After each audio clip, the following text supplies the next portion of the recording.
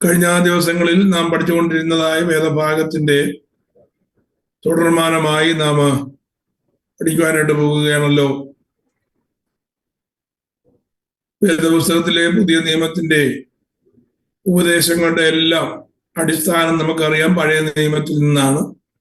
അതുകൊണ്ട് തന്നെ പഴയ നിയമം മാറ്റിവെച്ചിട്ട് പുതിയ നിയമം മാത്രമായും, പുതിയ നിയമം കൂടാതെ പഴയ നിയമം മാത്രമായും ഒരു ദൈവ പൈതലിന് പഠിക്കുവാനോ ചിന്തിക്കുവാനോ കഴിയുന്നതല്ല. രണ്ടിനും അതിൻ്റെതായിട്ടുള്ള പ്രാധാന്യമുണ്ട്. പഴയ നിയമത്തിന്റെ ആ നിഴലുകളെ കുറിച്ച് നമുക്ക് മനസ്സിലാക്കുന്നത് കർത്താവായ യേശുക്രിസ്തുവിന്റെ ഇഹലോക വാസവും താൻ ആയിരുന്നപ്പോൾ നിവർത്തിക്കപ്പെട്ടതായ ശുശ്രൂഷകളും അതിനോട് ചേർന്ന് മാനവജാതിയുടെ രക്ഷയ്ക്ക് വേണ്ടിയുള്ളതായ ദൈവത്തിന്റെ പദ്ധതിയുടെ പൂർത്തീകരണവും ക്രൂശിൽ നമുക്ക് കാണുവാനായിട്ട് കഴിഞ്ഞല്ലോ. അത് മനസ്സിലാക്കുമ്പോൾ അടുത്ത പ്രത്യാശയുടെ അനുഭവങ്ങളിലേക്ക് നാം കടക്കുകയാണ്. കഴിഞ്ഞ ആഴ്ചയിൽ നാം ചിന്തിച്ചു ഫെസ്റ്റിവൽ ഓഫ് ട്രംപറ്റ്, കാഹള ധ്വനിയുടെ പെരുന്നാൾ. കർത്താവിന്റെ വരവിനെ നമുക്ക് പ്രത്യാശയോടെ പഠിക്കുവാൻ കഴിയുന്ന വളരെ ഉറപ്പേറിയ ദൈവവചന ഭാഗങ്ങളാണ് നമുക്കത് കഴിഞ്ഞ ആഴ്ചയിൽ നാം ചിന്തിപ്പാനിടയായിട്ട് തീർന്നത്. അതാണ് ഒരു ദൈവ പൈതലിന്റെ പ്രത്യാശ എന്ന് പറയുന്നത്. ഏത് നിമിഷവും സംഭവിക്കാം എന്ന് നമുക്ക് ദൈവവചനം പറയുന്ന കർത്താവിന്റെ മേഘപ്രത്യക്ഷത, ആ മേഘപ്രത്യക്ഷതയ്ക്ക് വേണ്ടിയാണ് പുതിയ നിയമസഭ കാത്തിരിക്കുന്നത്. മേഘപ്രത്യക്ഷതയ്ക്ക് ശേഷം ഈ ലോകത്തിലെ ഗ്രേറ്റ് ട്രിബുലേഷൻ സ്റ്റാർട്ട് ചെയ്യും. ആ ഗ്രേറ്റ് ട്രിബുലേഷൻ കഴിഞ്ഞതിന് ശേഷം പിന്നെ കർത്താവിന്റെ ഗ്ലോറിയസ് അപ്പിയറൻസ് ഉണ്ട്, അതായത് തേജസ്സിന്റെ പ്രത്യക്ഷത. ആ തേജസ്സിന്റെ പ്രത്യക്ഷതയെ കുറിച്ചാണ് തീത്തോസിന്റെ ലേഖനത്തിൽ നാം ഒടുവിൽ വായിച്ചു നിർത്തിയതായത് വേദഭാഗം, book of Titus chapter 2 verses 12 and 13, teaching us that denying ungodliness and worldly lust, we should live soberly, righteously and godly in this present world, looking for that blessed hope and the glorious appearing of the great God and our Savior Jesus Christ. നാം ഭാഗ്യകരമായ പ്രത്യാശയ്ക്കായിട്ടും മഹാദൈവവും നമ്മുടെ രക്ഷിതാവുമായ യേശു ക്രിസ്തുവിന്റെ തേജസ്സിന്റെ പ്രത്യക്ഷതയ്ക്കായിട്ടും കാത്തുകൊണ്ട് അങ്ങനെ കാത്തിരിക്കുമ്പോൾ എന്താ ചെയ്യേണ്ടത്? ഭക്തികേടും പ്രപഞ്ചമോഹങ്ങളും വർദ്ധിച്ചിട്ട് ungodliness നമ്മൾ എന്ത് ചെയ്യണം? നമ്മൾ ലെഫ്റ്റ് ഔട്ട് ചെയ്യണം. ആ അൺഗോഡ്ലിനെസ് ആൻഡ് വേൾഡ്ലി ലസ്റ്റ്, പ്രപഞ്ചമോഹങ്ങൾ, ഈ ലോകത്തിലെ ആത്മീയ ജീവിതത്തിൽ ചേരാത്തതായ സകല മോഹങ്ങളും, അതിന് ലസ്റ്റ് എന്നാണ് ഇംഗ്ലീഷിൽ പറയുന്നത്. ലസ്റ്റ് എന്ന് പറഞ്ഞാൽ വെറും ജഡത്തിന്റെ മോഹങ്ങളാണ്, യാതൊരു പ്രയോജനവും ചെയ്യാത്ത നൈമിഷികമായ സുഖങ്ങൾ മാത്രം തരുന്ന പ്രപഞ്ചമോഹങ്ങൾ, സ്ഥിരമല്ലാത്തതും നിലനിൽക്കാത്തതുമായ മോഹങ്ങൾ. ആ മോഹങ്ങൾ എത്ര നിവർത്തിക്കപ്പെട്ടു എന്ന് പറഞ്ഞാലും അത് നിമിഷനേരം കൊണ്ട് മാഞ്ഞു പോകും. ഏതാനും സമയത്തേക്ക് മാത്രമേ നിൽക്കുകയുള്ളൂ. അതിനുശേഷം കടന്നു വരുന്ന ഡിസപ്പോയിന്റ്മെന്റ് ആയാലും ഫ്രസ്ട്രേഷൻ ആയാലും അതുപോലെയുള്ളതായ ജീവിത ക്ലേശങ്ങളിൽ നിന്ന് കരകയറുവാൻ കഴിയാത്തതായ വിഷയങ്ങളായിട്ട് അത് മാറ്റപ്പെടും. അതുകൊണ്ട് വേദപുസ്തകം നമ്മളെ തീർത്തും പറയുന്നതായ കാര്യം, പ്രപഞ്ചമോഹങ്ങളെ നാം പിൻപറ്റരുത്. ഈ ലോകത്തിന്റെ ഉയർച്ചകൾ, ഈ ലോകത്തിന്റെ ധനസമ്പാദനം, ഈ ലോകത്തിൻ്റെതായ ആഡംബരങ്ങൾ, ഇതെല്ലാം ഒരു ദൈവ പൈതൽ പരിധിക്കപ്പുറം വിട്ട് പോകുവാൻ പാടില്ല. ഇതൊന്നും വേണ്ട എന്നുള്ളതല്ല, നമ്മുടെ ജീവിതത്തിന്റെ ആവശ്യത്തിനും നമുക്ക് ദൈവം തന്നിരിക്കുന്നതായ ആ ബൗണ്ടറിക്കുള്ളിൽ നിന്നുകൊണ്ട് ദൈവം തന്നിരിക്കുന്നതായ നന്മ അനുഭവിക്കുന്നതിൽ യാതൊരു കുഴപ്പവുമില്ല. പക്ഷേ മോഹങ്ങൾ അധികമായാൽ മോഹം ഗർഭം ധരിച്ച് അത് പാപത്തെ പ്രസവിപ്പാൻ ഇടയാകരുത്. പാപം ഉള്ളിൽ വന്നാൽ പിന്നത്തേതിൽ മരണം സംഭവിക്കുമെന്നാണ് യാക്കോബ് നമ്മളെ പഠിപ്പിക്കുന്നത്. മോഹം ഗർഭം ധരിച്ച് പാപത്തെ പ്രസവിക്കുന്നു എന്നാണ്. പാപം മുഴുത്താൽ അത് മരണം സംഭവിക്കുന്നു. പ്രൈസലോ. അപ്പോ അത് മനസ്സിലാക്കി അതിനെ വിട്ടൊഴിഞ്ഞ് ഒരു വിശുദ്ധ ജീവിതം എന്തിനു വേണ്ടി നയിക്കണം? കാഹളധ്വനി കേൾക്കുവാൻ സമയമായി. ആ കാഹളധ്വനി എപ്പോഴാ കേൾക്കുന്നത് എന്ന് നമുക്കറിയത്തില്ല. എപ്പോ കേട്ടാലും പോകുവാൻ തയ്യാറായി ഇരിക്കുക എന്നുള്ളതാണ് ഒരു ദൈവ പൈതലിന്റെ കടമയും ഉത്തരവാദിത്വവും എന്ന് ആണ് കഴിഞ്ഞ ആഴ്ചയിൽ നാം ചിന്തിച്ച് നിർത്തിയത്. ഇന്ന് നാം വീണ്ടും അടുത്ത ഉത്സവ ഭാഗത്തേക്ക് കടന്നു വരികയാണ്. അത് ഡേ ഓഫ് അറ്റോൺമെന്റ്, പ്രായശ്ചിത്ത പെരുന്നാളാണ്. പ്രായശ്ചിത്ത ദിനം, ദ ഡേ ഓഫ് അറ്റോൺമെന്റ്, പ്രായശ്ചിത്ത ദിനം. ലേവ്യ പുസ്തകം 16-ാം അധ്യായം നാം വളരെ വിശദീകരിച്ച് പഠിച്ച കാര്യം നിങ്ങൾക്ക് ഓർമ്മ കാണും. ഞാൻ അതിലേക്ക് വീണ്ടും കടന്നു പോകുന്നില്ല. എന്താണ് പ്രായശ്ചിത്ത ദിനത്തിന്റെ പ്രത്യേകത എന്നുള്ള കാര്യം നാം അത് മനസ്സിലാക്കിയതാണ്.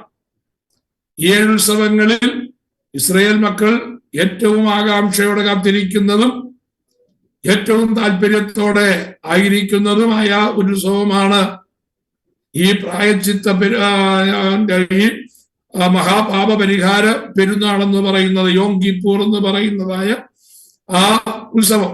അപ്പൊ അതിനെക്കുറിച്ച് വിശദീകരിച്ച് നാം ചിന്തിച്ചത് കൊണ്ട് ചുരുക്കമായി മാത്രം ചില വാക്യങ്ങൾ വായിച്ച് അടുത്ത ഭാഗത്തേക്ക് നമുക്ക് പെട്ടെന്ന് കടന്നു പോകാം.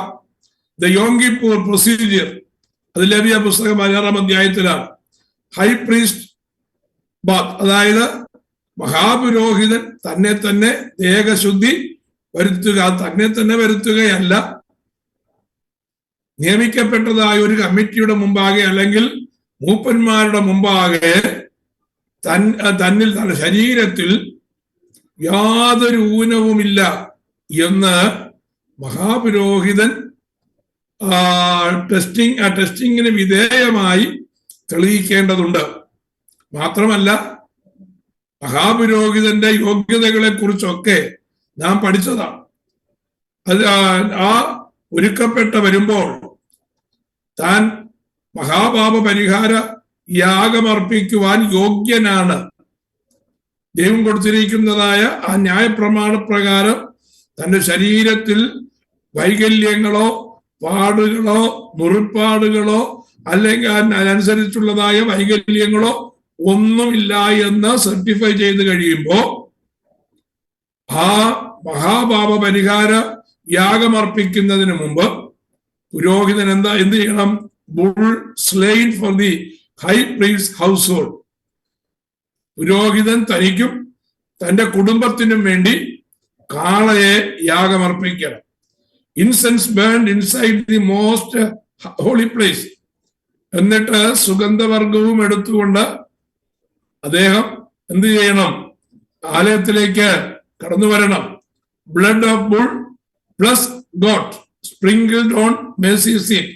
നമുക്കറിയാം, 2 ഒരുപോലെയുള്ളതായ ആടുകളെ എടുക്കണമെന്നും അതിന്റെ മേൽ ചീട്ടിട്ട് ഒന്ന് യഹോവയ്ക്കുള്ളതായ ആടും മറ്റൊന്ന് അസസേലിനുള്ളതായ ആടുമായിട്ട് വേർതിരിച്ചിട്ട് യഹോവയ്ക്കെന്നുള്ളതായ ചീട്ട് വീണതായ ആട് കൊല്ലപ്പെടുകയാണ്.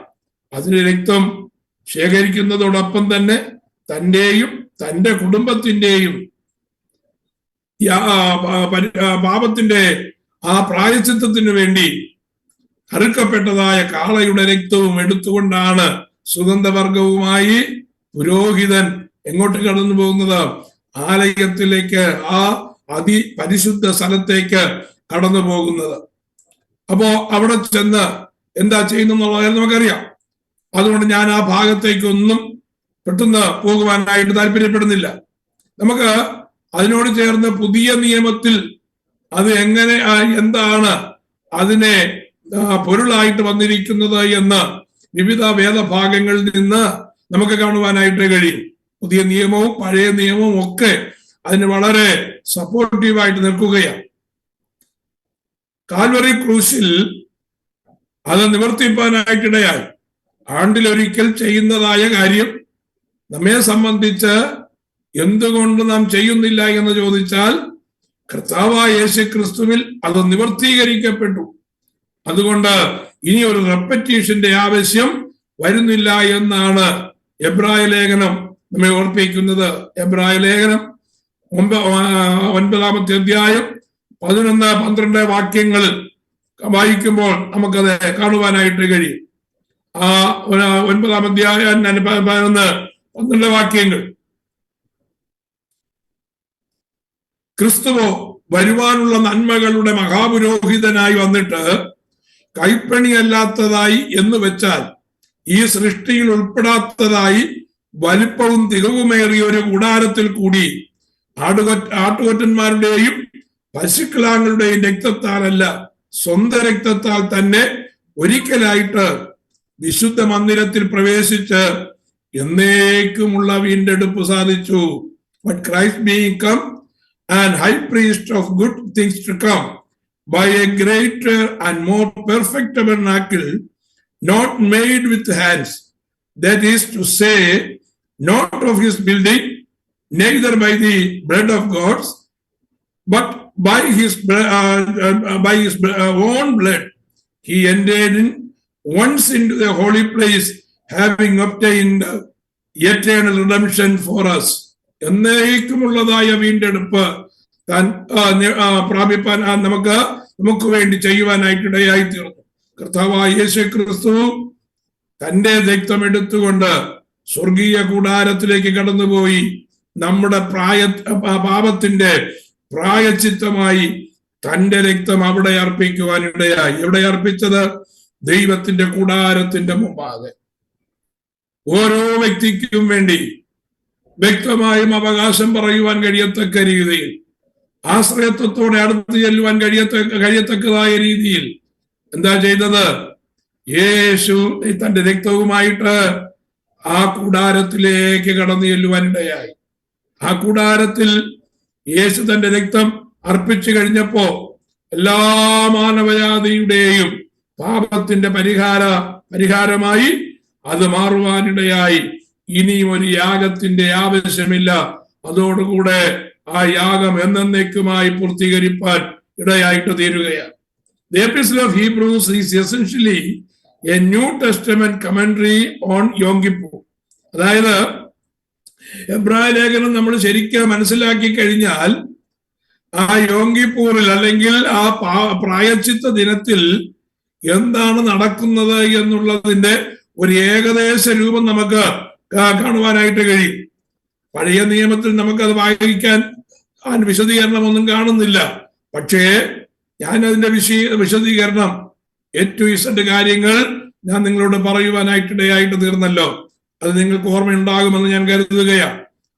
അത് മനസ്സിൽ വെച്ചുകൊണ്ട് എബ്രായ ലേഖനം നാം പഠിക്കുമ്പോ ആ എബ്രായ ലേഖനത്തിൽ നമുക്ക് വേണ്ടി പൂർത്തീകരിക്കപ്പെട്ട കർത്താവായ യേശു ക്രിസ്തുവിന്റെ കാൽവറി യാഗത്തിന്റെ ആ പൂർണ്ണത നമുക്ക് മനസ്സിലാക്കുവാനായിട്ട് കഴിയും.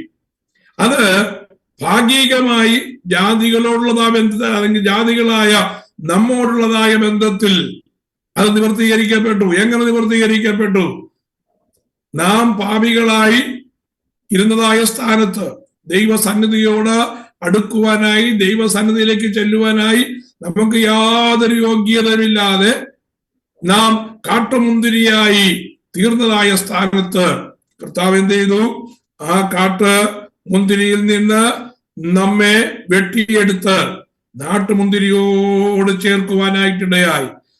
അത് കർത്താവായ യേശു ക്രിസ്തുവിന്റെ രക്തത്തിൽ ആശ്രയിച്ചുകൊണ്ട് ആ അങ്ങയുടെ രക്തം എന്റെ പാപത്തിന്റെ പരിഹാരമായി അങ്ങ് ചിന്തുവാനിടയായി എന്റെ പാപത്തിന്റെ പാപത്തിൽ നിന്നുള്ളതായ മോചനം അങ്ങയുടെ രക്തത്താൽ സാധിക്കുമെന്നുള്ളതായ ആ ഹൃദയത്തിന്റെ അന്തർഭാഗത്തു നിന്നുള്ളതായ വിശ്വാസത്തോടുകൂടെ നാം കർത്താവിന്റെ അടുക്കലേക്ക് ചെല്ലുമ്പോൾ ആ വീണ്ടെടുപ്പ് നമ്മിൽ അത് നിവർത്തീകരിക്കപ്പെടുവാനിടയായി ഭാഗികമായി മാത്രമേ നാം ഈ ലോകത്തിലായിരിക്കുമ്പോ വീണ്ടെടുപ്പ് കടന്നു വരുന്നുള്ളൂ. പൂർണ്ണമായ വീണ്ടെടുപ്പ് വരുന്നില്ല.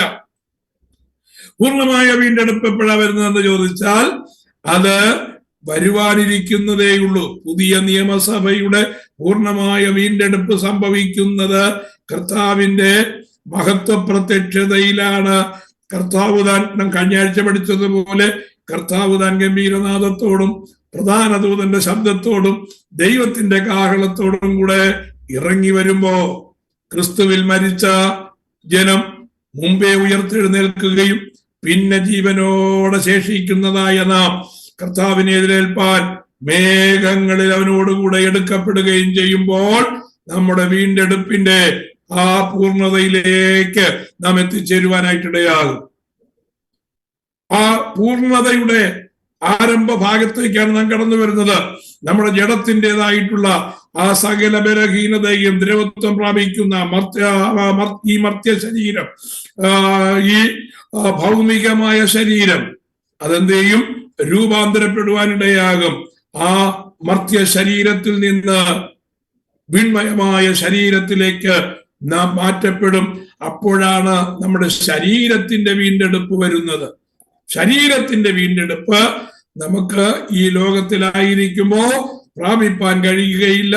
കർത്താവായ യേശു ക്രിസ്തുവിന്റെ വരവിങ്കൽ മാത്രമേ നമുക്ക് ആ വീണ്ടെടുപ്പ് റിഡംഷൻ നമുക്ക് പ്രാപിക്കുവാനായിട്ട് കഴിയത്തു. ഇനി മറ്റൊരു കൂട്ടരുണ്ട്, ഇസ്രയേലാണ്. ഇസ്രയേലിനെ സംബന്ധിച്ച് ഇപ്പോഴവർക്ക് വീണ്ടെടുപ്പ് അന്യമാണ്. കാരണം അവർ കർത്താവായ യേശു ക്രിസ്തുവിന്റെ യാഗമരണത്തിൽ വിശ്വസിച്ചവർ ആ കാൽവരി ക്രൂശിന്റെ അടുക്കലേക്ക് വന്നിട്ടില്ല, അല്ലെങ്കിൽ ആ രക്തത്തിൽ അവർ ആശ്രയിക്കുന്നില്ല. അതുകൊണ്ട് തന്നെ അവരുടെ ആത്മാവിന്റെയോ അവരുടെ പ്രാണന്റെയോ വീണ്ടെടുപ്പ് ഇപ്പോൾ സംഭവിക്കുന്നില്ല. പിന്നെ എപ്പോഴാ സംഭവിക്കുന്നത്? കർത്താവിന്റെ മഹത്വ പ്രത്യക്ഷത ഉണ്ടാകുമ്പോ ആ മഹത്വ പ്രത്യക്ഷതയിൽ വരുന്നത് കർത്താവാണ് എന്ന് മനസ്സിലാക്കി, അല്ലെങ്കിൽ മിശിഹായാണെന്ന് മനസ്സിലാക്കി, ആ മിശിഹായാണ് 2000-ലധികം വർഷങ്ങൾക്ക് മുമ്പ് തങ്ങളാൽ കൊല്ലപ്പെട്ടത്, തങ്ങളാൽ ക്രൂശിക്കപ്പെട്ടത് എന്ന് മനസ്സിലാക്കുമ്പോൾ ആ മിശിഹായാണ് തങ്ങളുടെ രക്ഷിതാവെന്ന് അവർ അന്ന് വിശ്വസിച്ച് ഏറ്റെടുക്കും. അവരുടെ വീണ്ടെടുപ്പ് അപ്പോഴാണ് നടക്കുന്നത്. ആ പ്രായശ്ചിത്ത ദിനത്തിൽ എന്താണോ ഏക ദിവസത്തേക്ക് അവർക്ക് പ്രാപിപ്പാൻ കഴിഞ്ഞത്, അത് എന്നേക്കുമായി അവരത് പ്രാപിപ്പാനായിട്ടിടയായിട്ട് തീരും. അതിനെക്കുറിച്ച് വിവിധ ഇടങ്ങളിൽ നമുക്ക് വായിപ്പാനായിട്ട് കഴിയും. നമുക്ക് റോമാലേഖനം 11-ാം അധ്യായത്തിന്റെ 26-ാമത്തെ വാക്യം നിങ്ങൾ എടുത്തിട്ടുണ്ടെങ്കിൽ നിങ്ങൾ തന്നെ ഒന്ന് വായിക്കും, നല്ലതാണ്. And so all Israel shall be saved, as it is written, there shall come out of Zion the deliverer, and shall turn away ungodliness from Jacob. ഇങ്ങനെ ഇസ്രായേൽ മുഴുവനും രക്ഷിക്കപ്പെടും. വിടുവിക്കുന്നവൻ സിയോനിൽ നിന്ന് വരും, അവിടുന്ന് യാക്കോബിൽ നിന്ന് അഭക്തിയെ മാറ്റും. അപ്പൊ എപ്പോഴാണ് വിടുവിക്കുന്നവൻ? സിയോനിൽ നിന്ന് വരണം. അവരെ വിടുവിക്കുവാനായിട്ട് മിശിഹ വരുമെന്നുള്ള കാര്യം പണ്ട് മുതലേ അവർ വിശ്വസിക്കുന്ന കാര്യമാണ്. പക്ഷേ ആദ്യം മിശിഹ വന്നപ്പോ അവർക്ക് മിശിഹായെ തിരിച്ചറിയുവാൻ കഴിഞ്ഞില്ല. അതുകൊണ്ട് മിശിഹായെ അവർ തിരസ്കരിച്ചു. ആ തിരസ്കരിക്കപ്പെട്ടതായ മിശിഹ അവരെ വീണ്ടെടുപ്പിലേക്ക് നടത്തേണ്ടതിന് വേണ്ടി വീണ്ടും വരുന്ന കാര്യമാണ് ബുക്ക് ഓഫ് റോമൻസ് ചാപ്റ്റർ 11:26 നമ്മൾ വായിക്കുന്നത്. ആ വാക്യം ഇങ്ങനെയാണ്: ഇങ്ങനെ ഇസ്രായേൽ മുഴുവനും രക്ഷിക്കപ്പെടും. So all Israel shall be saved. Israel മുഴുവൻ രക്ഷിക്കപ്പെടും. ഇപ്പോഴ് ഇസ്രായേലിന് എന്തില്ല? മുഴുവൻ രക്ഷിക്കപ്പെട്ടിട്ടില്ല. ദേശാൽ വിടുവിക്കുന്നവൻ സിയോനിൽ നിന്ന് വരും. സിയോനിൽ നിന്ന് വരുമ്പോ എന്താ സംഭവിക്കുന്നത്? യാക്കോബിൽ നിന്ന് അഭക്തിയെ മാറ്റും.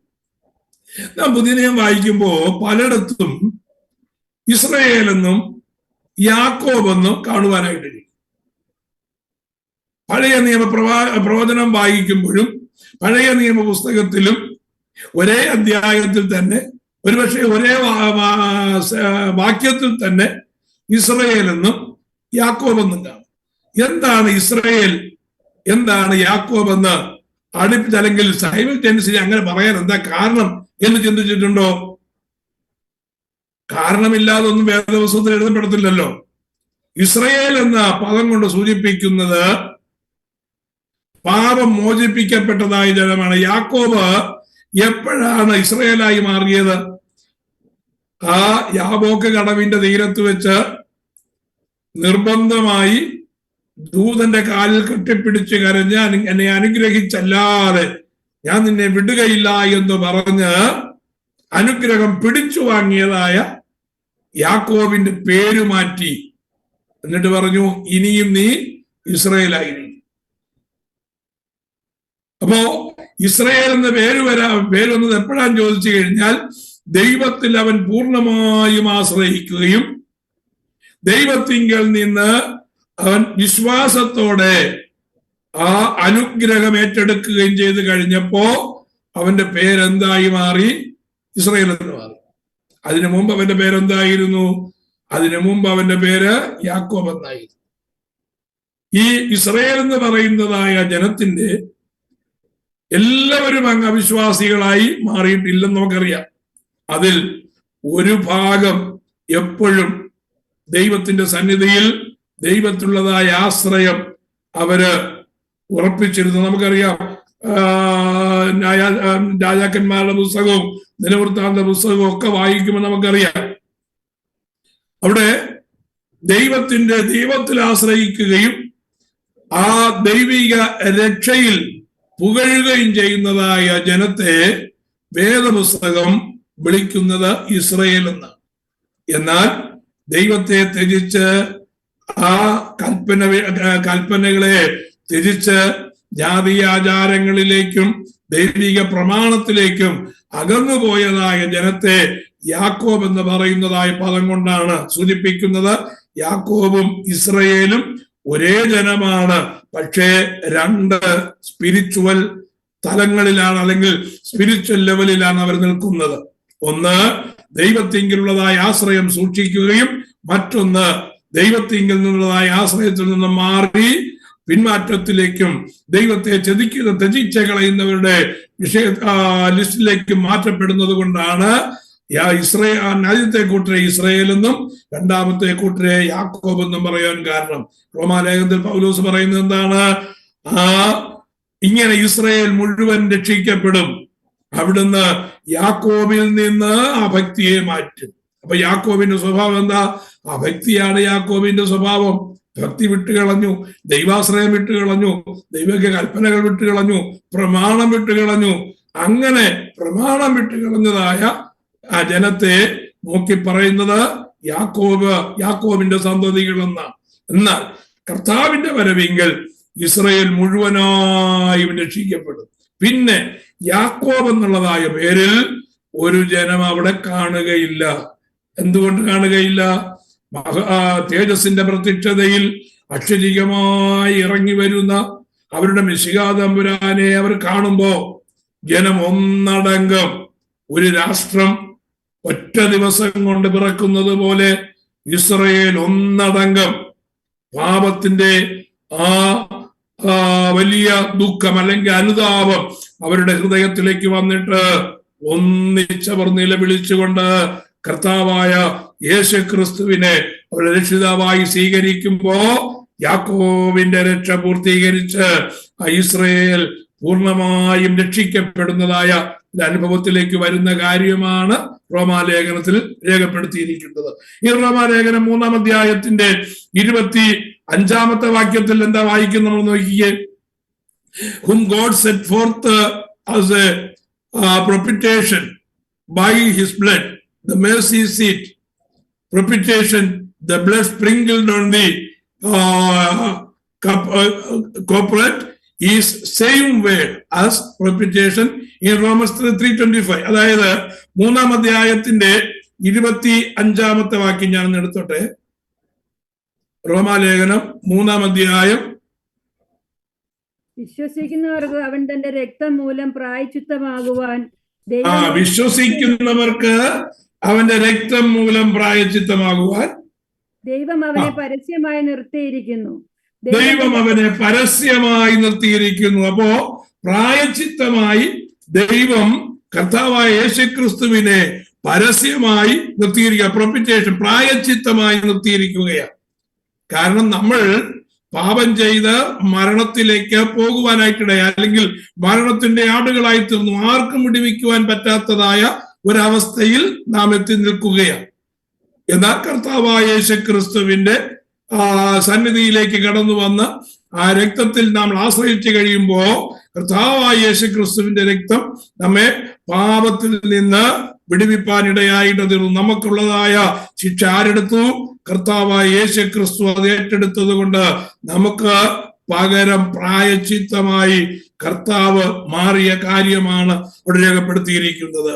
ഇനിയും എബ്രായ ലേഖനം 4-ാം അധ്യായത്തിന്റെ 4 മുതലുള്ളതായ വാക്യങ്ങൾ വായിക്കുമ്പോൾ അവിടെ പുതിയ നിയമത്തിലെ അതായത് പ്രായശ്ചിത്ത ദിനത്തോടുള്ളതായ ബന്ധത്തിൽ, ഡേ ഓഫ് അറ്റോൺമെന്റിനുള്ളതായ ബന്ധത്തിൽ ന്യൂ ടെസ്റ്റ്മെന്റ് ഡോക്ട്രിൻ നമുക്ക് കാണുവാൻ കഴിയും. എന്താ ന്യൂ ടെസ്റ്റ്മെന്റ് ഡോക്ട്രിൻ എന്ന് പറയുന്നത്? ആകയാൽ ദൈവപുത്രനായ യേശു ആകാശത്തിൽ കൂടി കടന്നുപോയ ഒരു ശ്രേഷ്ഠ മഹാപുരോഹിതനായി നമുക്കുള്ളത് കൊണ്ട് നാം നമ്മുടെ സ്വീകാരം മുറുകെ പിടിച്ചുകൊള്ളുക. നമുക്കുള്ള മഹാപുരോഹിതൻ നമ്മുടെ ബലഹീനതകളിൽ സഹതാപം കാണിപ്പാൻ കഴിയാത്തവനല്ല. ദൈവപുത്രനായ യേശു ആകാശത്തിൽ കൂടി കടന്നുപോയ ഒരു ശ്രേഷ്ഠ മഹാപുരോഹിതൻ. ഞാന് യോങ്കിപ്പൂരിലെ ആ ദിവസം പുരോഹിതൻ ആലയത്തിലേക്ക് കടന്നു പോകുന്ന കാര്യം ഞാൻ വിവരിച്ചായിരുന്നല്ലോ, ഓർമ്മയുണ്ടായിരിക്കും. ആ യഹോവയ്ക്കുള്ളതായ ആടിനെ അറുത്ത് ആ രക്തം തന്റെ പാപത്തിന്റെ പരിഹാരത്തിന് വേണ്ടി അറുക്കപ്പെട്ടതായ കാളയുടെ രക്തവും 2 രക്തവും എടുത്തുകൊണ്ട് പുരോഹിതൻ എന്ത് ചെയ്യുന്നു? ആ പ്രാകാരത്തിൽ നിന്ന് വിശുദ്ധ കൂടാരത്തിലേക്കും വിശുദ്ധ കൂടാരത്തിൽ നിന്ന് അതിപരിശുദ്ധ സ്ഥലത്തേക്കും പോകുന്ന കാര്യമാണ് അന്ന് നമ്മൾ ചിന്തിച്ചത്. അതേ കാര്യത്തെ പുതിയ നിയമ വിഷയത്തിലേക്ക് വരുമ്പോ എബ്രായ ലേഖന കർത്താവ് എഴുതിയിരിക്കുന്നത്, ആകയാൽ ദൈവപുത്രനായ യേശു ആകാശത്തിൽ കൂടെ കടന്നുപോയി. Seeing that we have a great high priest that is passed into the heavens. ആകാശത്തൂടെ കടന്നുപോയി എവിടെ ചെന്നു? സ്വർഗീയ കൂടാരത്തിൽ ചെന്നു. മഹാപുരോഹിതൻ ആ പ്രാകാരത്തിൽ നിന്ന് വിശുദ്ധ കൂടാരത്തിൽ കൂടെ അതിപരിശുദ്ധ സ്ഥലത്തേക്ക് കടക്കുന്നത് പോലെ കർത്താവായ യേശുക്രിസ്തു തന്റെ തന്നെ രക്തവും എടുത്തുകൊണ്ട് ആകാശത്തു കൂടെ കടന്ന് എവിടെ ചെന്നു? സ്വർഗീയ കൂടാരത്തിൽ ചെന്ന് ആ സ്വർഗീയ കൂടാരത്തിൽ അതിപരിശുദ്ധ സ്ഥലത്ത് നമുക്ക് വേണ്ടി പ്രായശ്ചിത്ത രക്തം അവിടെ തളിച്ചു. ആ തളിക്കപ്പെട്ടത് കൊണ്ട് ആ കാര്യമാണ് ഇവിടെ എഴുതിയിരിക്കുന്നത്. പൗലോസ് ആ പുരോഹിതനായി നമുക്കുള്ളത് കൊണ്ട് നാം നമ്മുടെ അവകാശം നാം മുറുകെ പിടിച്ചുകൊള്ളുക. നമുക്കുള്ള മഹാപുരോഹിതൻ ന്യായപ്രമാണ പ്രകാരമുള്ളതായ മഹാപുരോഹിതനെ പോലെ അല്ല. അവൻ ബലഹീനനാണ്. അവന് മറ്റുള്ളവരോട് എന്ത് ചെയ്യാൻ പറ്റും? പാപത്തിൽ നിന്ന് വിടുവിപ്പാനായിട്ട് അവന് കഴിയാത്തവനാണ്. അവൻ പാപം ചെയ്യുന്നവനാണ് ഈ ലോകത്തിലെ മഹാപുരോഹിതൻ. പക്ഷേ അതുപോലല്ല നമ്മുടെ മഹാപുരോഹിതൻ. നമ്മുടെ ബലഹീനതകൾ സഹതാപം കാണിക്കുവാൻ കഴിയുന്നവൻ എന്ന് പറഞ്ഞാൽ പാപം ചെയ്യുവാൻ നിർബന്ധിതരാക്കപ്പെടുമ്പോൾ നമ്മെ തള്ളിക്കളയുകയല്ല. ആ പാപം ചെയ്യുവാൻ നിർബന്ധിതരാക്കപ്പെടുമ്പോൾ ആ ബലമുള്ളതായ കരം കൊണ്ട് പാപത്തിൽ നിന്ന് നമ്മെ വിടുവിക്കുവാൻ, ആ സഹതാപം തോന്നി നമ്മളുള്ളതായ ദയ കൊണ്ട് നമ്മെ പാപത്തിൽ നിന്ന് കരകയറ്റുവാൻ കഴിവുള്ളവനാണ് നമ്മുടെ മഹാപുരോഹിതനായ കർത്താവ്. അതാണ് രേഖപ്പെടുത്തിയിരിക്കുന്നത്. പഴയ നിയമ മഹാപുരോഹിതനേക്കാൾ എത്രയോ എത്രയോ എത്രയോ ശ്രേഷ്ഠമായ ഉന്നത തലത്തിലാണ് നമ്മുടെ കർത്താവ് നിൽക്കുന്നത്. നമ്മുടെ കർത്താവ് പാപമൊഴികെ സർവത്തിലും നമുക്ക് തുല്യമായി പരീക്ഷിക്കപ്പെട്ടവനത്രേ. അവിടെ ഒരു ട്രാൻസ്ലേഷൻ എറർ ഉണ്ട്. പാപമൊഴികെ എന്നുള്ളതല്ല അതിന്റെ അവിടെ കൊടുത്തിരിക്കുന്നത്. നമുക്ക് ഇംഗ്ലീഷിൽ നിന്ന് വായിക്കുമ്പോൾ which cannot be touched with the feeling of our infirmities but was in all points tempted like us. In all points tempted like us. എല്ലാ വിധത്തിലും നമുക്ക് തുല്യമായി പരീക്ഷിക്കപ്പെട്ടു, yet without sin. ഇതാണ് പാപം ഒഴികെ നമുക്ക് തുല്യമായി പരീക്ഷിക്കപ്പെട്ടു എന്ന് മലയാളത്തിൽ എഴുതിയിരിക്കുമ്പോ അതിന്റെ ശരിയായ തർജ്ജമ എങ്ങനെ വന്നിരിക്കുന്നു നോക്കിയേ. പാപം ഉൾപ്പെടെ സകലത്തിലും പരീക്ഷിക്കപ്പെട്ടവൻ എങ്കിലും പാപമില്ലാതിരുന്നു. അതാണ് ശ്രദ്ധിക്കേണ്ടത്.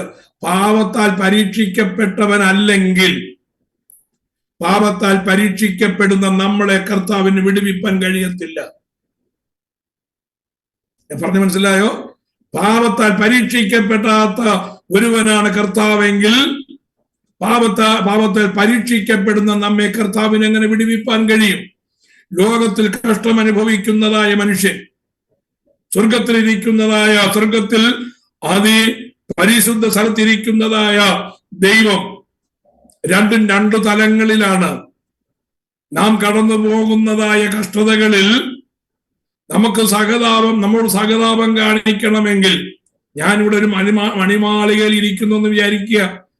മണിമാളികയിൽ ഇരിക്കുന്നതായി ഞാൻ താഴേക്ക് നോക്കുമ്പോ ഒരു ഒന്നിലധികം യാചകന്മാർ ഇങ്ങനെ കടന്നു പോകുകയാണ്. ഞാൻ അവരെ നോക്കി, കഷ്ടമായി പോയി, നിങ്ങൾ ഇങ്ങനെ ജീവിച്ചിരുന്നെങ്കിൽ, ഇങ്ങനെയൊക്കെ ചെയ്തിരുന്നെങ്കിൽ നിങ്ങൾ ഈ സ്ഥിതിയിൽ എത്തുകയില്ലായിരുന്നു, നിങ്ങൾ എങ്ങനെയൊക്കെ പോയിരുന്നെങ്കിൽ ആ സ്ഥിതിയിൽ എത്തുകയില്ലായിരുന്നു, കഷ്ടമായി പോയല്ലോ എന്ന് പറയുന്നത് കൊണ്ട് അവർക്ക് എന്തേലും പ്രയോജനമുണ്ടോ? അവർക്ക് ഒരു പ്രയോജനവുമില്ല. എന്നാൽ ഈ മണിമാളികയിൽ നിന്ന് ഞാൻ ഇറങ്ങി താഴെ ചെന്ന് ആ നടന്നു പോകുന്നതായ വ്യക്തികളെ തടഞ്ഞു നിർത്തി അവർക്കുള്ളതായ ഭക്ഷണവും അവർക്കുള്ളതായ വസ്ത്രവും കൊടുത്ത് അവരെ സുരക്ഷിതമായ ഒരിടത്ത് പാർപ്പിക്കുവാൻ കഴിഞ്ഞെങ്കിലേ എന്റെ സഹതാപം കൊണ്ട് എന്ത് ചെയ്യുന്നുള്ളൂ? പ്രയോജനമുള്ളൂ. അതിനെന്ത് ചെയ്യണം? ഞാൻ താഴേക്ക് ഇറങ്ങി ചെല്ലണം. സ്വർഗത്തിൽ ഇരുന്നു കൊണ്ട് നമ്മുടെ പാപം ക്ഷമിക്കുകയല്ല, പാപം ചെയ്ത പോലെ ക്ഷമിച്ചിരിക്കുന്നു എന്ന് പറഞ്ഞ് പാപം ചെയ്യുന്നതായ ശരീരത്തിൽ നമ്മോട് സഹതാപം കാണിച്ചുകൊണ്ട് സ്വർഗത്തിലിരിക്കുന്ന ദൈവത്തെ അല്ല നാം എന്ത് ചെയ്യുന്നത്? നാം ആരാധിക്കുന്നത്. പിന്നെയോ സ്വർഗീയ മഹിമകളെ വിട്ട് നമ്മേക്കാൾ അധമനായി നമ്മളെക്കാൾ താഴ്ന്ന അവസ്ഥയിലേക്ക് ഇറങ്ങി വന്ന് നമ്മെ രണ്ട് കൈകൊണ്ടും കോരിയെടുത്ത് മഹിമയുടെ സന്നിധിയിലേക്ക് ഇരുത്തുവാൻ കടന്നു വന്ന ഒരു ദൈവത്തെയാണ് ഞാനും നിങ്ങളും ആരാധിക്കുന്നതും സേവിക്കുന്നതും. അതാണ് നമ്മുടെ കർത്താവിന്റെ പ്രത്യേകത. ആ ഇറങ്ങി വരുന്നതായ സമയത്ത് ആ മനുഷ്യൻ അല്ലെങ്കിൽ മാനവജാതി ഏതെല്ലാം കഷ്ടതയിൽ കൂടെ, ഏതെല്ലാം ശോധനയിൽ കൂടെ, ഏതെല്ലാം വേദനയിൽ കൂടെ, ഏതെല്ലാം പരീക്ഷയിൽ കൂടെ കടന്നുവോ അതിനേക്കാളൊക്കെ വലിയ പരീക്ഷയിലും വേദനയിലും കൂടെ കടന്നുപോയതാണ് നമ്മുടെ കർത്താവായ യേശുക്രിസ്തു. പാപം ഉൾപ്പെടെ സകലത്തിലും നമ്മുടെ കർത്താവ് പരീക്ഷിക്കപ്പെട്ടു. പക്ഷേ പാപം ചെയ്യാതിരുന്നു, പാപം ഇല്ലാതിരുന്നു എന്നുള്ളതാണ് പ്രത്യേകത. Praise the Lord. പാപത്തെ പിശാച് 3 പ്രാവശ്യമല്ലേ നമുക്ക് പ്രത്യക്ഷത്തിൽ കാണുവാൻ കഴിഞ്ഞത്? 3 പ്രാവശ്യമല്ല പ്രത്യക്ഷത്തിൽ രേഖപ്പെടുത്തിയിരിക്കുന്നതാണെങ്കിലും കുറെ കാലത്തേക്ക് അവനെ വിട്ടുപോയെന്ന് പിന്നെ അവിടെ രേഖപ്പെടുത്തിയിരിക്കുന്നത്. പിന്നെയും വന്നു. കാൽവറി ക്രൂശിൽ പ്രാണനെ ഏൽപ്പിച്ചു കൊടുക്കുന്നിടം വരെ പിശാച് കർത്താവിനെ പരീക്ഷിച്ചു കൊണ്ടേയിരുന്നു. പാപത്തിൽ തള്ളുവാനുള്ളതായ എത്രയോ സാഹചര്യങ്ങൾ കർത്താവിന് ഒരുക്കപ്പെട്ടു. പക്ഷേ കർത്താവ് പാപം ചെയ്യാതിരുന്നു. അതാണ് പ്രത്യേകത. പാപമൊഴികെ എന്നുള്ളത് നമ്മള് ചിന്തിക്കുമ്പോ അതിന് ഒരു വലിയ വ്യത്യാസമുണ്ട്. അതുകൊണ്ടാണ് ഞാനത് വ്യക്തമാക്കുവാനായിട്ട് കാരണം. അപ്പോ പുതിയ നിയമത്തിന്റെ ഉപദേശം ലേവ്യ പുസ്തകത്തിലെ ആ ആറാമത്തെ ഉത്സവത്തോടുള്ളതായ ബന്ധത്തിൽ നിവർത്തീകരിക്കപ്പെട്ടിരിക്കുന്നതും നമ്മുടെ രക്ഷയുടെ പൂർത്തീകരണത്തിലേക്ക് വരുന്നതുമായ കാര്യമാണ് നമ്മൾ ചിന്തിച്ചത്. ഏഴാമത്തെ ഉത്സവത്തിലേക്ക് ഞാൻ നിങ്ങളെ കൊണ്ടുവരികയാണ്. ദ ഫീസ്റ്റ് ഓഫ് ടബർനാക്കിൾസ്, സുക്കോത്ത്. അതിന് പ്രാരംഭമായി നമുക്ക് വെളിപ്പാട് പുസ്തകം 21 അധ്യായത്തിന്റെ 3-ാമത്തെ വാക്യം ഇങ്ങനെയാണ് എഴുതിയിരിക്കുന്നത്. സിംഹാസനത്തിൽ നിന്ന് ഒരു മഹാശബ്ദം പറയുന്നതായി ഞാൻ കേട്ടത്, ഇതാ മനുഷ്യരോടുകൂടെ ദൈവത്തിന്റെ കൂടാരം, അവൻ അവരോട് കൂടെ വസിക്കും, അവർ അവന്റെ ജനമായിരിക്കും, ദൈവം താൻ അവരുടെ ദൈവമായി അവരോട് കൂടെ ഇരിക്കും. And I heard A great voice out of heaven saying, behold, the tabernacle of God is with men, and he will dwell with them, and they shall be his people, and God himself shall be with them and be their God. നിങ്ങൾക്കറിയാമോ, ദൈവം മനുഷ്യനെ സൃഷ്ടിച്ചത് മനുഷ്യനെ ഒരു അധമതലത്തിലും ദൈവം ഒരു ഉന്നത തലത്തിലും ഇരിക്കാൻ വേണ്ടി അല്ല കേട്ടോ. ദൈവം ഏത് ലെവലിൽ ഇരിക്കുന്നോ, ഏത് തലത്തിലാണോ ദൈവം ഇരിക്കുന്നത്, അതേ ഇടത്ത് മനുഷ്യനും ദൈവവുമായിട്ടുള്ളതായ ആ കൂട്ടായ്മ ആചരിക്കാനാണ് ദൈവം ഉദ്ദേശിച്ചത്. അതിനു വേണ്ടിയാണ് ദൈവം മനുഷ്യനെ സൃഷ്ടിച്ചത്. 4 പ്രാവശ്യം ദൈവം മനുഷ്യനോടുകൂടെ വസിക്കുവാനുള്ളതായ പദ്ധതികൾ നമുക്ക് കാണുവാനായിട്ട് കഴിയും. അത് പെർമനന്റ് ആയിട്ട് തീർന്നത് 4-ാമത്തെ വിഷയമാണ്. 1-ാമത്തെ വിഷയം ഏദൻ തോട്ടത്തിലാണ്. ദൈവം വൈകുന്നേരമാകുമ്പോ ദൈവം ഏദൻ തോട്ടത്തിലേക്ക് ഇറങ്ങി വരും. എന്നിട്ട് ആദാമും തന്റെ സൃഷ്ടിയായ മനുഷ്യനുമൊത്ത് സന്തോഷ സല്ലാപങ്ങളാണ്. മനുഷ്യനോടുകൂടെ ദൈവത്തോടുകൂടെ മനുഷ്യനോടുകൂടെ ഇതാ ദൈവത്തിന്റെ കൂടാരം എന്ന് പറയത്തക്ക വിധത്തിൽ ദൈവം മനുഷ്യനുമായിട്ട് ഒന്നിച്ചു പാർക്കുവാൻ ഇഷ്ടപ്പെട്ടതാണ്. പക്ഷെ എന്ത് സംഭവിച്ചു നമുക്കറിയാം. എത്ര ദിവസമാണോ, എത്ര ആഴ്ചയാണോ, മാസങ്ങളോ, വർഷം നമുക്കറിയത്തില്ല. മനുഷ്യൻ പാപം ചെയ്ത് കഴിഞ്ഞപ്പോ ആ ബന്ധം നഷ്ടപ്പെട്ടു. 1-ാമത്തെ ആ കൂട്ടായ്മ അല്ലെങ്കിൽ 1-ാമത്തെ ആ വാസം അവസാനിച്ചു. അനേക വർഷങ്ങൾ കഴിഞ്ഞ് കർത്താവ് വീണ്ടും അതേ പദ്ധതി കൊണ്ടുവന്നു. തന്റെ ജനത്തെ മിസ്രൈമിൽ നിന്ന് വിടുവിച്ച് മരുഭൂമിയിലേക്ക് കൊണ്ടുവന്നു. മരുഭൂമിയിലേക്ക് കൊണ്ടുവന്നിട്ട് യഹോവയായ ദൈവം പറഞ്ഞു, എനിക്ക് നിങ്ങളോട് കൂടെ വസിക്കണം. അതുകൊണ്ട് എന്ത് ചെയ്യണം? ഞാൻ വസിക്കേണ്ടത്, ഞാൻ നിങ്ങളുടെ ഇടയിൽ പാർക്കേണ്ടതിന്, ഞാൻ നിങ്ങളുടെ മധ്യത്തിൽ പാർക്കേണ്ടതിന് എനിക്കൊരു കൂടാരം പണിയണം. അത് ഏതാണ് കൂടാരം? അതാണ് സമാഗമന കൂടാരം. സ്വർഗീയ കൂടാരത്തിന്റെ അതേ മോഡലാണ് പർവ്വതത്തിൽ മോശയ്ക്ക് കാണിച്ചു കൊടുത്തത്. ആ സ്വർഗീയ കൂടാരത്തിന്റെ സെയിം മോഡലിൽ മോശ യഹോവയായ ദൈവം പറഞ്ഞതുപോലെ ചെയ്തു. അങ്ങനെ തന്നെ അവൻ ചെയ്തു എന്ന് രേഖപ്പെടുത്തിക്കൊണ്ട് ആ കൂടാരം, സ്വർഗീയ കൂടാരത്തിന്റെ അതേ മോഡലിൽ മരുഭൂമിയുടെ നടുക്ക് ആ കൂടാരം ഉയർത്തി. യഹോവയായ ദൈവത്തിന്റെ ഷെക്കേന അവിടെ ഇറങ്ങി വന്നു. ദൈവം പലപ്പോഴും ജനത്തിന്റെ കൂടെ വസിക്കുവാൻ താല്പര്യപ്പെട്ടു എങ്കിലും ദൈവം ജനം എന്ത് ചെയ്തു? തിരസ്കരിച്ചു കളഞ്ഞു. ജനം പറഞ്ഞു, ദൈവം യഹോവയായ ദൈവം ഞങ്ങളോട് നേരിട്ട് സംസാരിക്കണ്ട, പകരം മോശെ നീ ഞങ്ങളോട് സംസാരിച്ചാൽ മതി എന്ന് പറഞ്ഞ് ദൈവത്തോട് കൂടെ പാർക്കുവാൻ ജനത്തിന് ഭയമായതുകൊണ്ട് ജനം ദൈവത്തെ തിരസ്കരിക്കുവാനായിട്ടിടയായി. ദൈവ സാന്നിധ്യത്തിൽ അവർ ഭയപ്പെടുവാനിടയായി. ദൈവ സാന്നിധ്യം ആ കൂടാരത്തിൽ വസിച്ചു. അത് 2-ാമത്തെ സന്ദർഭമാണ്. എന്നാൽ എന്താ സംഭവിച്ചത് നമുക്കറിയാം. അത് ദൈവത്തിന്റെ ജനം ആ ദൈവത്തിന്റെ പ്രമാണത്തിൽ നിന്ന് അകന്നുപോയി. പിന്നെ ദൈവവും മനുഷ്യനുമായിട്ടുള്ളതായ ആ സഹവർത്തൃത്വം, ആ ഒന്നിച്ചുള്ളതായ കൂട്ടായ്മ ഇതുവരെയും ഉണ്ടായിട്ടില്ല. 3-ാമത്തെ പ്രാവശ്യം ദൈവവും മനുഷ്യനുമായിട്ടുള്ളതായ വ്യക്തിപരമായ കൂട്ടായ്മ അല്ലെങ്കിൽ വ്യക്തിപരമായി ദൈവം മനുഷ്യന്റെ ഇടയിൽ പാർക്കുന്നത് എപ്പോഴാണെന്നറിയാമോ? വരുവാനിരിക്കുന്നതായ മില്ലീനിയത്തിലാണ്, സഹസ്രാബ്ദ യുഗത്തിലാണ്. സഹസ്രാബ്ദ യുഗത്തിൽ കർത്താവായ യേശു ക്രിസ്തു തന്റെ വിശുദ്ധന്മാരും ദൂതന്മാരുമായി ഒലിവുമലയിലേക്ക് ഇറങ്ങി വന്നിട്ട് നേരിട്ട് യെരുശലേമിൽ കടന്ന് യെരുശലേമിൽ അവിടുത്തെ സിംഹാസനം വെക്കും. സിംഹാസനം വെച്ചിട്ട് മനുഷ്യന്റെ ഇടയിൽ അക്ഷരാർത്ഥത്തിൽ നമ്മുടെ കർത്താവായ യേശു ക്രിസ്തു മഹാരാജാവായി, ചക്രവർത്തിയായി, ലോക ഭരണാധികാരിയായി ആ സിംഹാസനത്തിൽ ഇരിക്കും. ഇതാ മനുഷ്യരോടുകൂടെ ദൈവത്തിന്റെ വാസം. പക്ഷെ 1000 വർഷം കഴിയുമ്പോ വീണ്ടും മനുഷ്യൻ വഞ്ചിക്കപ്പെടും, ചതിയിലകപ്പെടും. ബന്ധത്തെ അഴിച്ചുവിടുന്നതായ സാത്താൻ എന്ത് ചെയ്യും? ഭൂലോകരെ വശീകരിച്ച് വീണ്ടും ഒരു യുദ്ധമുണ്ടാകും. ആകാശവും ഭൂമിയും ഒഴിഞ്ഞു പോകുന്ന ആ നിത്യ ന്യായവിധിയുടെ അനുഭവം വെളിപ്പാട് പുസ്തകം 20-ാം അധ്യായത്തിൽ നാം കാണുന്നത് പോലെ ആ 3ാമത്തെ സംരംഭവും മാറിപ്പോകും. ആകാശവും ഭൂമിയും ഒഴിഞ്ഞു പോകും. പിന്നെ യോഹന്നാൻ കാണുന്നത് പുതിയ ആകാശവും പുതിയ ഭൂമിയും കാണുന്നതോടൊപ്പം സ്വർഗത്തിൽ നിന്ന് അലങ്കരിക്കപ്പെട്ട മണവാളന് വേണ്ടി അലങ്കരിക്കപ്പെട്ടതായ മണവാട്ടിയെ പോലെ ഇറങ്ങി വരുന്ന ഒരു നഗരം യോഹന്നാൻ കാണുകയാണ്, പുതിയ യെരുശലേം. ആ പുതിയ യെരുശലേം ഇറങ്ങി വരുമ്പോ ആ വിളിച്ചു പറയുന്നതായ കാര്യമാണ് നാം വെളിപ്പാട് പുസ്തകം 21-ാം അധ്യായം 3-ാമത്തെ വാക്യത്തിൽ വായിക്കുന്നത്. സിംഹാസനത്തിൽ നിന്നൊരു മഹാശബ്ദം പറയുന്നതായി ഞാൻ കേട്ടത്.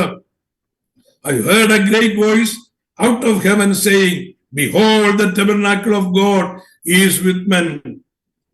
ദാ മനുഷ്യരോടുകൂടെ ദൈവത്തിന്റെ കൂടാരം. ആ 4ാമത്തെ വാസം എന്ന് പറയുന്നത് നിത്യമായ ഒരു വാസമായിരിക്കും. നാം കർത്താവിനോടുകൂടെ വാഴുവാനിടയാകും. അത് കൂടാര പെരുന്നാൾ, അതിന്റെ നിവർത്തീകരണമാണ് കർത്താവിന്റെ മഹത്വ പ്രത്യക്ഷത. കൂടാര പെരുന്നാളിന്റെ എന്നേക്കുമുള്ളതായ ആ നിവർത്തീകരണം നിത്യതയിലായിരിക്കുമ്പോ അടുത്ത നിവർത്തീകരണം വരുന്നത് സഹസ്രാബ്ദ വാഴ്ചയിലാണ്. കർത്താവിനോടുകൂടെ ഈ ഭൂമിയിൽ ഒന്നിച്ച് പാർക്കുന്നതായ അനുഭവം. ഇനി കൂടാര പെരുന്നാൾ എന്താണെന്ന് ഞാൻ നിങ്ങൾക്ക് വിവരിക്കേണ്ടതായ കാര്യം.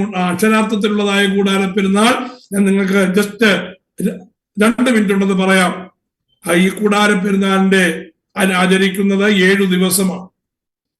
ആ 7 ദിവസത്തെ ആഘോഷത്തിന് ഇസ്രയേലിൽ എന്താ ചെയ്യുന്നത് ചോദിച്ചു കഴിഞ്ഞാൽ, ഇസ്രയേലിലെ സകല ഭവനങ്ങളും അലങ്കരിക്കപ്പെടും. എന്നിട്ട് അവരുടെ റൂമുകളെല്ലാം മറ്റുള്ളവർക്ക് താമസിക്കത്തക്ക രീതിയിലുള്ളതായ ക്രമീകരണങ്ങൾ ആ റൂമുകളിൽ അവർ താമസിക്കുന്നതായ ഇടങ്ങൾ, യെരുശലേമിലുള്ളതായ ആ എല്ലാ വീടുകളും അലങ്കരിക്കപ്പെടും. എന്നിട്ട് വെളിയിൽ നിന്ന് ആൾക്കാർ വരുന്നവരെ യാതൊരു പ്രയാസവും കൂടാതെ സ്വീകരിച്ച് അവർക്ക് വേണ്ടിയതായ ഉപചാരങ്ങൾ എല്ലാം ചെയ്യുന്നതിന് വേണ്ടി ആ യെരുശലേമിലുള്ളതായ സകല ഭവനങ്ങളും ഒരുക്കപ്പെടും. മാത്രമല്ല വെളിം പ്രദേശങ്ങളിൽ മനോഹരമായ കൂടാരങ്ങൾ ഉയർത്തും. ആ കൂടാരങ്ങൾ എന്താണെന്നറിയാമോ? യെരുശലേമിൽ പാർക്കുന്നവർക്ക് വേണ്ടി മാത്രമല്ല, വെളിയിൽ നിന്ന് ഈ ഉത്സവത്തിനായി വരുന്നതായ ആ ഇസ്രായേലിയരായ യഹൂദന്മാരായ സകലരെയും സ്വീകരിച്ച് അവർക്ക് വേണ്ടി ഇതെല്ലാം ഉപചാരപൂർവം ചെയ്ത് അവരെ ഒരാഴ്ച അവരെ പോഷിപ്പിക്കുന്നതായ ഉത്സവമാണ് കൂടാര പെരുന്നാളിന്റെ ഉത്സവം. ഇതിന് എല്ലാ ഭവനവും തയ്യാറാണ്. അങ്ങനെ തയ്യാറുള്ളവർക്ക് മാത്രമേ യെരുശലേമിൽ ഭവനം പണിയുവാനായിട്ട് പെർമിഷൻ കൊടുക്കുകയുള്ളൂ.